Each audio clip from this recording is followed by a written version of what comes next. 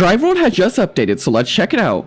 And heading into the game, you can see that Flint down here is telling us about the new campaign that just dropped. And then we also have the Tyrant Evo here, which looks insane. And then the Trenton, which is a reward in the campaign, but I don't know where it is. It's probably at the very end, so you'll have to grind through the entire thing. But I also want to preface and say that this is just the very beginning of the campaign, and there's going to be much more challenges that come to it. So this will just be mainly for the new players that come into the game later or are just coming into the game for this update. And as you can see in the bottom right, we have the campaign button back again. And if you go in here, you'll be able to see everything. And you can view all the rewards we have here. So we have 50,000, the Mori 15, 75,000, 80,000, 85,000, 110,000. And then for this one on 700 score, you'll get the Trenton, which looks really good. And then you have 150,000. And then the final reward for this week of campaign is 200. But all these rewards and everything here should be staying. So once the new campaign drops, all this stuff will still be here for new players that want to grind for it. And the new one will be adding on to the score, so going to 1,000 and higher. So if you're an experienced player, this is going to be a breeze to go through. But once this is done and you go on to the next one, it's going to be more difficult. And it might get to a point where you actually have to upgrade cars and buy new cars to get better times. And here you can see the cars that the people will use. And you can also see the people here. We have the GOAT Flint here, the best character of them all. We have Tom, another one of Tom, Flint, Matt, unfortunately. And then we have Ray, and then the final one, which is all the way down here, we have Tonica. And I'm going to start off with just completing these first three, but tomorrow I'm going to go and make a stream where I go through all this. And then I'll be able to give my review and what I think is good about this system and what I think isn't great about it. But to start off, to make it fair, I think I need to get like a starter car or something. I'll just use this Blip JTI. I think this one is fully stock, and I'll see how easy it is to beat this Shadow Racer. The first one we have is Park Rally, and you can see this UI above where it shows Matt.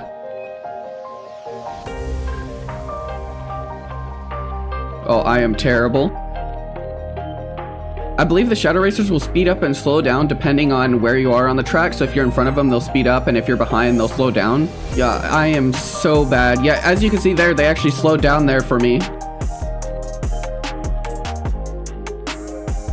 And there we go, we finished that one. And now we'll go into the next one. I actually want to see if it is possible to fail this. So I'm just going to sit at the end and see if they end up finishing before I can. Oh, I missed a checkpoint, but I'm just going to end up waiting at the end to see if they can fail. There you can see how slow they actually are going, and it'll speed up a little bit once I get closer. But if I go slow now, they do end up finishing it, it looks like. But I guess they fully stop at the end, which is interesting, and it says I win. I wish that it did have it to where you could fail, because, I don't know, that just felt wrong. And if like a new player sees this or whatever, where they get to the end and they actually lose, but it says they win, they might feel like they're not actually going against someone and they're just always going to win, and then it just gets boring once you notice that winning is confirmed every single time. And there we go, we finished all these. I can claim the reward now, which is 25,000 as the first reward. So if you're a brand new player, that 25,000 might help you with upgrading the car so you can go into this next challenge, or buying a brand new car that has better score. And from my first look of it, I wish that this was a little bit different. A lot of this just feels like it's super repetitive. Like once you go through this, and then you go through this, and then you go through the next one, and the next one, and the next one, and the next one, and then they're all just the same UI, so it just all feels super repetitive, and it's not really changing the feel of it. And what I think could be done better is having a UI that like really feels unique and isn't just the same thing over and over again, which the idea I was thinking of was having like a racetrack, and you have to go around the racetrack and you go against different people, and getting those times, whatever, will give you the rewards the same way as this. It just feels different because the UI looks better. It does help that you can just go straight into the next challenge though, instead of always having to click back here, so you only necessarily see this UI once per each of these, which helps if you're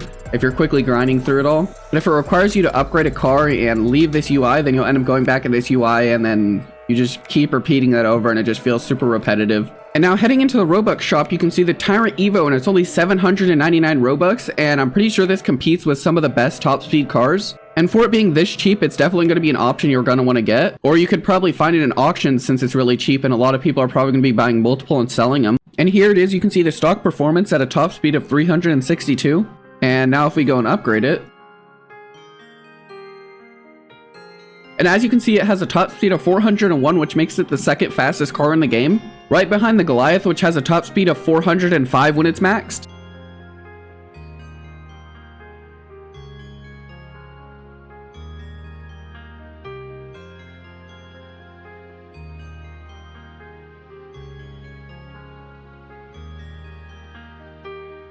There you can see it's almost the exact same time actually. I do think the Goliath is a little bit better because it has a higher top speed, but I believe the Tyrant has better handling, so it's going to be better for the top speed and also handling tracks. So something along the lines of around Japan where there's more tight turns and stuff like that. Or maybe something like Tunnel Sprint where you have to do that one turn and the Tyrant would probably be better at doing that turn. But overall, I think they're close enough to each other that it doesn't matter if you use one or the other. So you can really just choose whichever one you think looks better.